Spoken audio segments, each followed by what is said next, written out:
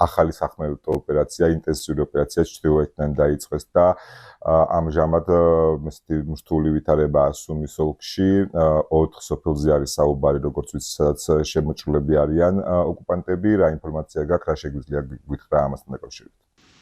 ეს არის 4 სოფელი, როგორც ახსენეთ შემორატი, ეს არის ჟურავკა, ნოვინკოევ, ვასილოვკა და ბარსილკა. Რო თქვა, საკმაოდ დიდ ციხეში არიან შემოსულები, ვერ ვეთქვი ამას, იმიტომ რომ მაგალითად ჟურავკაში და ნოვინკოევში ხშირად შემოდიოდნენ და გადიოდნენ.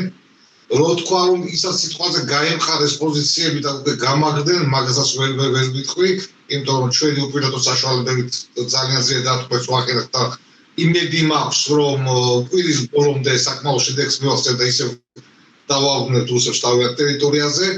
წარმატებულ კონშეტევას, წარმატებულ რუსულ შეტევას ვერ დავარქმევ. ესეთი ტემპით წარმატებული შეტევა არ შეიძლება დაერქვას, როგორც წინაწარმოებენ. მე ვფიქრობ, რომ ეს საზაფხულოს შეტევა ძალიან ძვირად დაუждდება და უშედეგოდ. ამას საუბარია უკვე პრაქტიკულად იმ ბუფერულ ზონაზე, რაზეც პუტინი აპელირებს, რომ აუცილებელია შეიქმნას რაღაცა სამშვიდობო მოლაპარაკებების წინ, ხო? მოდი შევარდნილო, ესეთი ბუფერული ზონების შექმნა ხონდა ძალიან ბევრჯერ. ესეთი ცდილობები ჰქონდა, ასევე როგორც ჩვენს. კარგად მოგეხსენებათ, იგივე წეგან ვახსენეთ კურსკის ოპერაცია, ბელგოროდის რამდენიმე ოპერაცია. ესეთი ცდილობები იქნება, მაგრამ როგორც ასეთი რომ ხარი ბუფერული ზონა შექმნას რუსეთმა, როგორც ჩვენ მაგალითად 7 თვის განმავლობაში კურსკის ოპერაციის დროს ვინარჩუნებით ძალიან სერიოზულად, ქალაქის უჯახ უნდა პატრიოტ აღებული და წინვიყავით წასულები, ხო?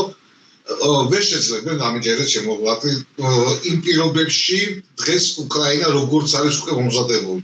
მე არ მინდა დეტალები ვთქვა, მაგრამ აი იქ სადაც არიან დღეს რუსები, იმის შემდეგ ელოდება ჯოჯოხეთი.